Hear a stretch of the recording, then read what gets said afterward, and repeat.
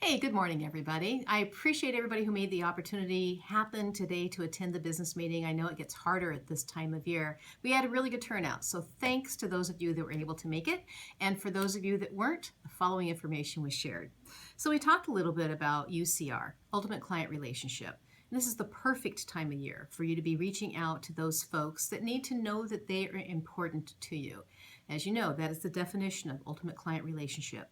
People believing, understanding that they are important to you, not the converse.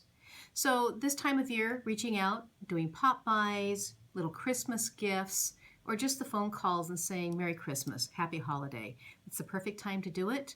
And I think it gets pretty noticed if you don't do it this time of year. So just for your thought in regards to how you conduct your business and something else to put on your business plan. We shared some sold statistics today, and with this video will be the attached information on the data. But out of the Puyallup, Maine office, in the first 30 days, Puyallup, Maine on average sells 38.39% of its listings, and the South Hill office in that same time frame sells 40% of its listings. When you go 31 to 60 days, Puyallup, Maine, 16.21%, and South Hill, 15.24%. Also, we looked at statistics based on price point. So in the 250 and under, Puyallup, Maine, in the first 30 days, sells nearly 42% of its listings, and South Hill sells a little bit over 43% of its listings in that same price point. So there's an expanded consideration for you to look at. Check out the attachment. It's really very useful information when you're talking with a seller or talking with buyers. Some of the other things that we spoke about today, we talked about disciplinary actions with Northwest MLS.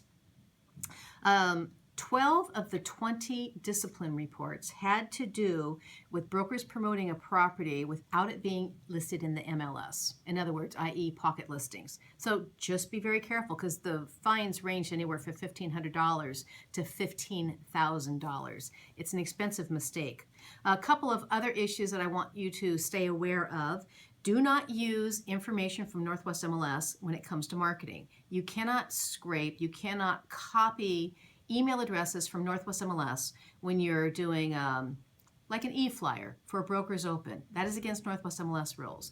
If you're doing marketing in that fashion, you have to go to every individual brokerage website and gather that information. And Northwest MLS has ways of catching you if you do it otherwise. We talked about that a little bit today too at the meeting.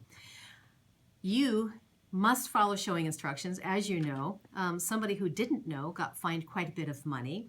And lastly, somebody who thought that they should give their electronic key, their e-key, to another broker to use along with the code for that key, they're going to be writing a pretty big check for that. So even when we're trying to help somebody out, we can't give them our key to use. If you want to go and you want to go open up a house for somebody, make sure that you leave your card, and by somebody, I mean another member of Northwest MLS. Legal hotline questions were discussed today. So one of the questions was, if our purchase and sale agreement says that closing is when funds are available to the seller and we've recorded with the county, but Friday afternoon, we're not able to get recording numbers, and it's not going to happen until Monday. But the title company says, don't worry about it. We'll insure. Go ahead and release those keys on Friday. Should you or should you not? You should not. The title company's insurance does not protect you, does not protect your license, and does not alter the terms of the purchase and sale agreement. So be careful that you don't get caught in that situation. Another scenario that we should be sensitive to is when we are making requests for repairs, specifically when it comes to a furnace. Let's say the scenario is the buyer does the inspection, the furnace isn't working properly, but seems to be working good enough. And the buyer says, oh, let's just have it serviced. And then the furnace is serviced, and the professional says, yeah, there is a cracked heat exchange here. The buyer's now in a predicament where the repair doesn't have to be done. The service can happen. I mean, vacuuming the dust out and calling it good, putting the seller on notice that there's a cracked heat exchange. In those type of situations, it is better if we write that the furnace will be serviced and that the seller agrees at seller's expense to make any repairs recommended by the furnace professional. If you're on the list side of that story, you want to make sure that there's a dollar cap that's set so that your seller isn't left with an open checkbook. If you have any questions on the subject, come and chat with Eric or myself. And then last but not least on this subject, buyer to purchase property as is. What does as is mean in Washington State? Not a darn thing. As is just an indication that the seller intends to do no repairs. It doesn't prevent the buyer from having an inspection. It doesn't prevent the buyer from asking for repairs. And it doesn't prevent the seller from changing their mind about doing repairs, which I would say that at least half of these situations that have as is how the story ends. So when a seller says to you, yeah, I'll take that price, but it's as is, make sure that they understand that as is not enforceable terminology in Washington State. A few of the other things on our agenda. We had an automobile broken into yesterday, so just a reminder to keep an eye on whatever parking lot you're in, because there were other stories during the meeting today about different locations. Make sure that you're not leaving anything in your vehicle that's visible or tempting, because that can add to your risk factor. We have our Christmas party. It's coming up this Friday. See you at 5:30, 5:45-ish when cocktail hour starts. Bring money for raffle. Or bring food items. For every item, there's a ticket. For every dollar, there's a ticket. We'll have about 20 raffle prizes. I'm going to go out this afternoon and finish shopping for those. That's always a fun thing to do. We have a DJ. We have some entertainment. We're looking forward to it. I want to let you know also the HC Homes has their grand opening this Saturday, and that's up in Tahala. I just said it wrong, Tahali. I haven't even hardly been drinking yet. It's the margaritas that are still left over from vacation. Bear with me. I should be purged by next week. Next Tuesday, I hope that you'll all be able to attend the business meeting because Lennox is going to be here. And on the following Tuesday, the last business meeting of the year, we're having our ugly sweater competition.